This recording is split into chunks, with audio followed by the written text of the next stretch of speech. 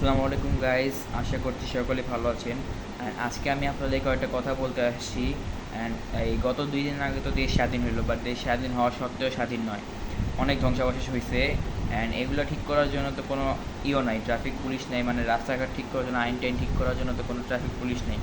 যার কারণে আপনার স্টুডেন্টরাই সবগুলো কাজ করতেছে, যেমন এই যে পরিষ্কার টরিষ্কার করা, তারপর আইন মেনটেন করা, এইগুলো আপনার সব স্টুডেন্টরাই করতেছে।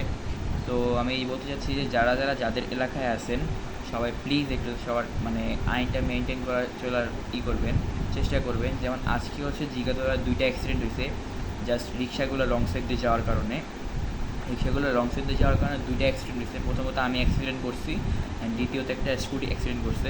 আজকে সকাল 6টা থেকে আমি 10টা পর্যন্ত একাই জিগাতলার ইটা মেনটেন করার চেষ্টা করছি, যেন রং সাইড দিয়ে কোনো গাড়ি না যেতে পারে, এটা মেনটেন করার চেষ্টা করছি। অ্যান্ড আমাকে দেখে আরও 2-3 জন আঙ্কেল আগে আসছে, ওরা আমার হেল্প করতেছিল। যখন দেখতেছিল যে আমি একা, তখন আমার হেল্প করতেছিল এবং আমাকে মানে একটা বাঁশি দিয়ে গেছিলো, একটা লাঠি দিয়ে গেছিলো।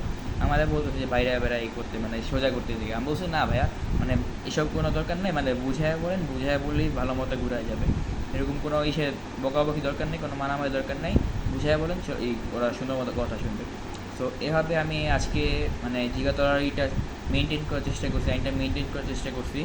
অ্যান্ড বৃষ্টি পড়ার কারণে 2বার অ্যাক্সিডেন্ট হয়েছে। প্রথমত আমি অ্যাক্সিডেন্ট করছি, অ্যান্ড দ্বিতীয়ত একটা স্কুটি অ্যাক্সিডেন্ট করছে। বৃষ্টি পড়ার কারণে যে রং সাইডে রিক্সাগুলো যখন যায়, তখন অ্যাক্সিডেন্টগুলো ঘটে আর কি, যে কারণে আমি এখানে ছিলাম আর কি। সো আমার একটা রিকোয়েস্ট, আপনারা যাদের এলাকায় আছেন, সবাই সবার আইন মেনটেন করে চলার চেষ্টা করবেন। এটা আমার রিকোয়েস্ট, প্লিজ সবাই সবার আইন মেনটেন করার চেষ্টা করবেন এবং রং সাইড দিকেও যাবেন না। এটা আসলে আমার রিকোয়েস্ট আপনার কাছে।